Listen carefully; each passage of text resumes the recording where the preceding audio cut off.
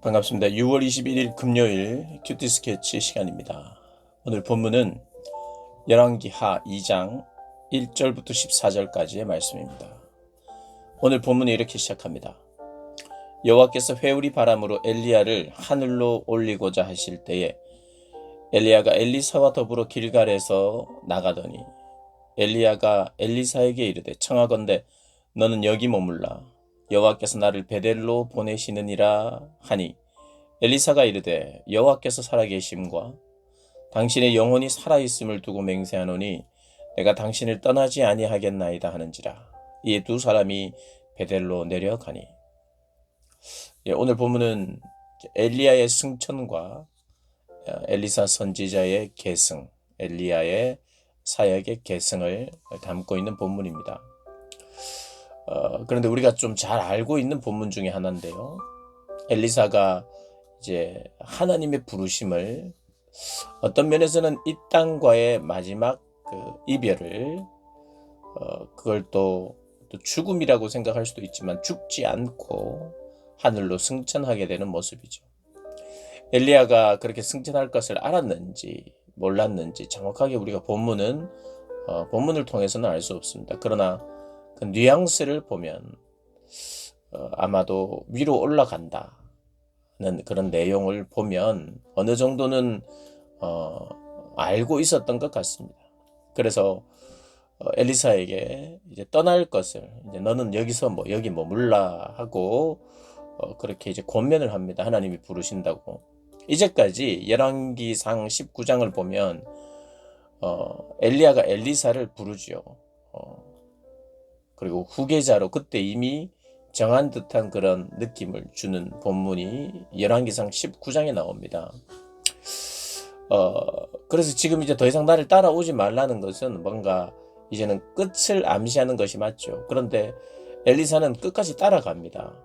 그것이 단지 갑자기 영감을 받고 싶어서 욕심 때문에 갔다고는 볼 수 없죠. 자기 스승이신 선지자 아직 살아있는데 그가 이별을 고하는 것 같으니까 끝까지 따라가겠다고 한다. 이렇게 우리가 볼 수 있고요. 또 하나는 물론 이제 하나님의 역사하심, 하나님의 동행하심이 우리에게 자신과 남아있는 선지자들에게 하나님의 역사하심이 있어야 한다는 그런 절박함이 있었기 때문에 또한 동시에 그런 마음으로 선지자를 따를 것을, 엘리야를 따를 것을 결단하죠. 맹세를 합니다. 그래서 오늘 본문에 보면 여기 머물라 그랬더니 여호와의 살아계심, 당신의 영혼이 살아있음을 두고 맹세하노니 내가 당신을 떠나지 않겠습니다 하고 베델에서 그런 베델로 부르시는 하나님, 그래서 막고 있는 엘리야에게 그런 대답을 하죠. 그래서 이제 같이 갑니다. 같이 갔는데 또 여리고로 나를 보내신다라고 말을 했습니다. 엘리야가. 그때 또 여기 머물라라고 말하지만 또 끝까지 죽음을 불사하고 저는 따라갈 것입니다 라고 말하죠.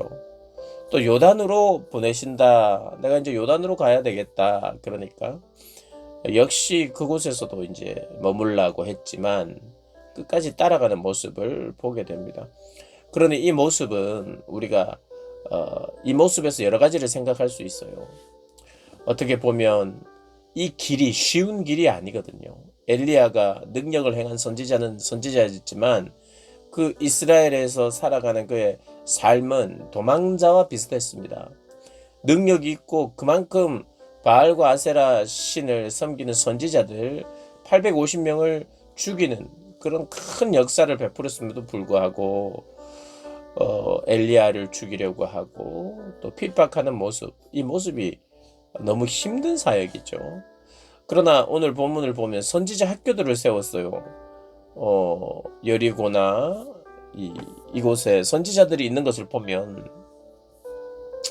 그곳에 하나님의 선지자들을 또 훈련하고 양육하고 이 이스라엘에 있어서 꼭 필요한 존재가 누구냐? 선지자이죠. 하나님의 보내심을 받은, 하나님의 부르심을 받은 선지자들을 통해서 하나님의 능력이 나타나고 하나님의 말씀이 전해지는 이 일들이 너무 중요하죠.